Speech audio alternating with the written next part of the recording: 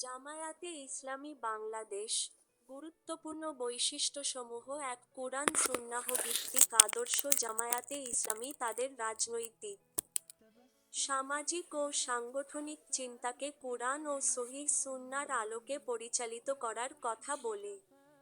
তাদের মতে, ইসলাম শুধু ইবাদত নয়, বরং পূর্ণাঙ্গ জীবন ব্যবস্থা।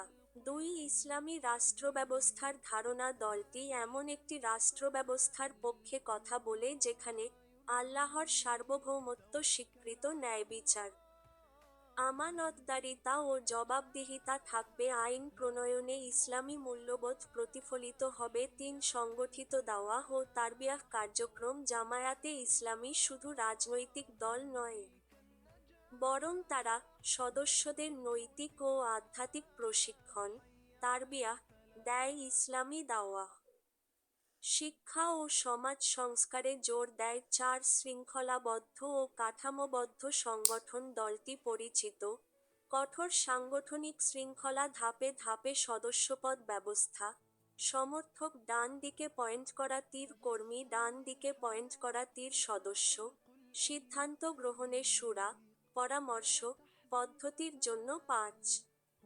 দুর্নীতিবিরোধী অবস্থান জামায়াতে ইসলামী প্রকাশ্যে ঘুষ, দুর্নীতি ও ক্ষমতার অপব্যবহারের বিরোধিতা করে। নৈতিক রাজনীতির কথা বলে ব্যক্তিগত সততা ও আমানতকে রাজনীতির মূল ভিত্তি হিসেবে তুলে ধরে। 6 সামাজিক ন্যায় ও মানব কল্যাণে জোর দলটির বক্তব্য অনুযায়ী দরিদ্র, মজলুম ও বঞ্চিত মানুষের অধিকার রক্ষা, জাকাত ভিত্তিক সমাজ ব্যবস্থা, শিক্ষা, স্বাস্থ্য ও সামাজিক নিরাপত্তায় রাষ্ট্রের দায়িত্ব নিশ্চিত করা জরুরি। 7 ছাত্র ও সহযোগী সংগঠনের ভূমিকা জামায়াতে ইসলামী বাংলাদেশের সঙ্গে যুক্ত আছে বাংলাদেশ ইসলামী ছাত্র শিবির, বিভিন্ন শ্রমিক, পেশাজীবী ও সামাজিক সংগঠন যেগুলো তাদের আদর্শ প্রচার ও সামাজিক কাজে ভূমিকা রাখে।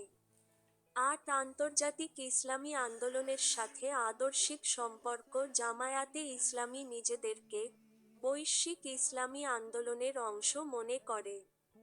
মুসলিম উম্মাহর ঐক্য ও স্বার্থের কথা বলে নয়, গণতান্ত্রিক প্রক্রিয়ায় অংশগ্রহণ। দলটি নির্বাচন, সংসদ, আন্দোলন এইসব গণতান্ত্রিক কাঠামোর মধ্যেই রাজনৈতিক কার্যক্রম পরিচালনার কথা বলে, যদিও বাস্তব রাজনীতিতে নানা বিতর্ক ও বাধার মুখে পড়েছে। কিতাব 10 ইসলামী মূল্যবোধভিত্তিক রাজনীতির দাবি তাদের মূল দাবি, ব্যক্তিগত ও রাষ্ট্রীয় জীবনে ইসলামের বাস্তবায়ন ছাড়া প্রকৃত শান্তি ও ন্যায় প্রতিষ্ঠা সম্ভব নয়।